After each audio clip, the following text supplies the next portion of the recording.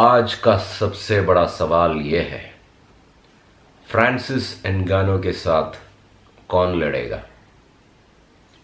मैं अपनी बात कहता हूँ। यार, मैं फ्रांसिस एनगानो के साथ नहीं लड़ूंगा भाई, क्योंकि वो मेरे को ऐसा मारेगा, ऐसा मारेगा, ऐसा मारेगा कि मैं 10, 15, 20 साल हॉस्पिटल में पड़ा रहूँगा। हाँ, और हो सकता है कि मैं कभी उठूँगा ही नहीं। यार, मेरे को वो रिंग में ही दफना देगा भाई। अरे छोड़ो यार, फ्रांसिस एनगानो तो दूर की बात है। पहले मैं स्टेट लेवल, नेशनल लेवल अपने देश में कॉम्पीट कर लूँ। यूएफसी तो दूर की बात है। और फ्रांसिस एनगानो तो दूसरे वेट क्लास में है, वो तो हेवी वेट में आते हैं। मैं कहाँ, लाइट वेट वाला। तो मैं तो फ्रांसिस एनगानो के साथ लड़ने की सोच भी नहीं रहा हूँ। आप बताइए, क्या आप फ्रांसिस एनगानो के साथ लड़ोगे? और अगर लड़ोगे तो क्या टेक्निक यूज़ करोगे? मज़ा कर रहा था, ठीक है, बिल्कुल मज़ा कर रहा था, मजाक में ले लो। फ्रांसिस एनगानो के साथ लड़ने की सोचो भी मत, क्योंकि आज हम फ्रांसिस एनगानो के बारे में कहानी सुनाने जा रहे हैं। ओके, तो फ्रांसिस एनगानो का जन्म कैमरून में हुआ दोस्तों। ये अफ्रीकन है, अफ्रीकन कंट्री। तो बहुत ही एक गरीब फैमिली में उनका जन्म हुआ। तो बचपन में उनको बहुत प्रॉब्लम होते थे। और मैं नोट कर रहा हूँ कि अभी जितने भी एमएमए स्टार्स की कहानी हम लोग सुन रहे हैं, बचपन में, चाइल्डहुड डेज में उनको बहुत प्रॉब्लम हुआ था। तो फ्रांसिस एनगानो का भी यही था, शायद उससे भी बुरा। बहुत प्रॉब्लम था उनको बचपन में, चाइल्डहुड डेज बहुत ही डिफ़िकल्ट स्टेजेस से गुजरे हैं। तो जब वो बचपन में उनका था, उनके फादर शायद से स्ट्रीट फाइटर थे, तो एक नेगेटिव इमेज ही था।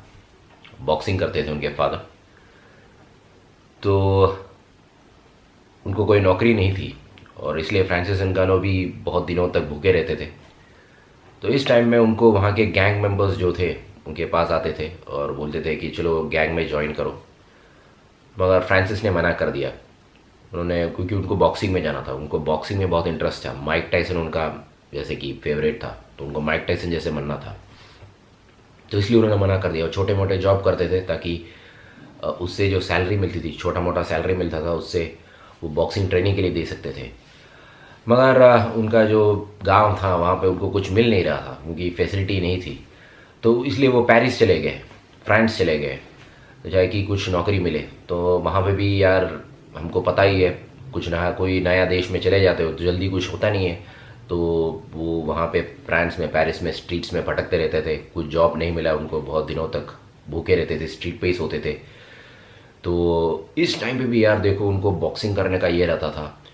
तो कुछ जो एक आध जॉब मिल गया उनको, और छोटा मोटा पैसा लेके उन्होंने वहाँ पे एक बॉक्सिंग क्लब में ज्वाइन कर दिया। और वहाँ पे उनको एक ट्रेनर मिला। वो ट्रेनर सही दिल वाला था, बड़ा दिल वाला था। उन्होंने स्पॉट किया कि एनगानो में काफ़ी ताकत है और फिज़िकल फीचर्स भी बहुत अच्छे हैं। एनगानो ऑलमोस्ट 6'4", 6'5" है, और हेवी वेट है, 116, 120 केजीज़ के आसपास है, और रीच भी 83 इंचेस लॉन्ग रीच है। तो उन्होंने ये स्पॉट किया और उन्होंने कहा कि मैं तुमको ट्रेन करूँगा। और उन्होंने उनको बॉक्सिंग में ट्रेनिंग नहीं दिया। उन्होंने कहा कि तुम बॉक्सिंग क्यों कर रहे हो, तो एमएमए ट्राई करो। और बस फ्रांसिस बोले यस। फ्रांसिस ने कहा कि साहब मेरे पास फ़ीस नहीं है, पैसे नहीं हैं।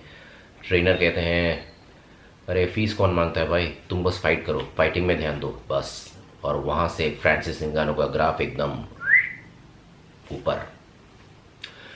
और आज फ्रांसिस एनगानो यूएफसी में एक सुपरस्टार बन गए हैं। अराउंड 14 फाइट्स खेले हैं उन्होंने। 17 फाइट्स उनके रिकॉर्ड में है, और 14 विक्ट्रीज़ हैं, और 3 बार लॉस हुआ है उनका। और इन मज़े की बात है, इन 14 विक्ट्रीज़ में ज़्यादातर नॉकआउट ही हैं, ठीक है, और 3-4 सबमिशंस हैं।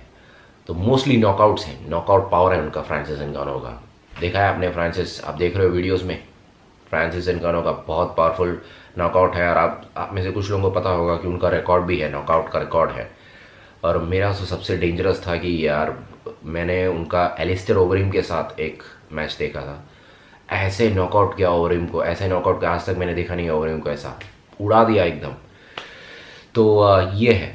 तो अभी UFC 249 में फ्रांसिस एनगानो का फाइट होने वाला है रोजनस्ट्रुक करके फाइटर के साथ। ज़्यादातर लोग जानते नहीं हैं, रोजनस्ट्रुक अभी UFC में नए हैं, 10 फाइट्स हुए हैं और 10 में जीते हैं, ठीक है। फ्रांसिस एनगानो हैवीवेट रैंकिंग्स में 2 हैं, सेकेंड स्पॉट पे है। तो रोजनस्ट्रुक के बारे में बात करता हूँ। रोजनस्ट्रुक का हैवी किक बॉक्सिंग रिकॉर्ड है, ऑलमोस्ट 85 फाइट्स हैं उनका, 76 जीते उसमें से। और मिक्स मार्शल आर्ट्स में उनका 10 फाइट्स है, 10 में जीते हैं।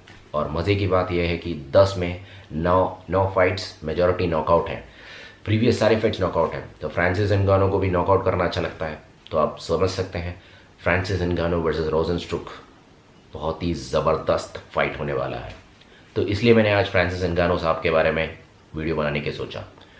तो UFC 249 में देखते हैं फ्रांसिस एनगानो रोजनस्ट्रुक, डेंजरस स्ट्रीट फाइट होने वाला है।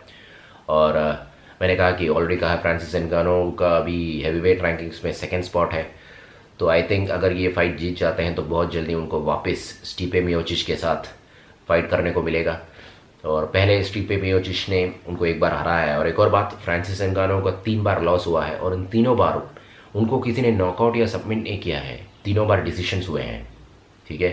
Francis Ngannou is a very very dangerous fighter, उनके साथ लड़ने का आप सोचो भी मत, बस ऐसे कर दो।